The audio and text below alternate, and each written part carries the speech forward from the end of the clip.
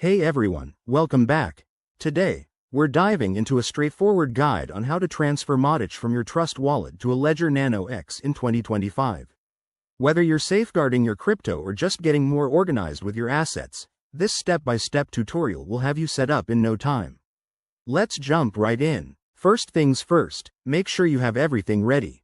You'll need the Trust Wallet app installed on your phone with some Modic in it, and your Ledger Nano X device fully set up and connected to your computer.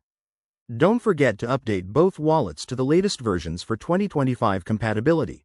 Security is key in the crypto world. Step 1.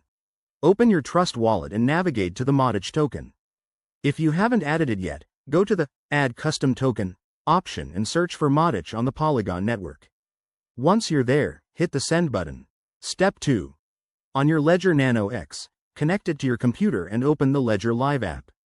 Make sure the Ethereum app is running on your device since Modic operates on the Polygon network, which is compatible with Ethereum. Go to the Accounts section in Ledger Live, select your Ethereum address, and copy it. That's where your Modic will go. Step 3.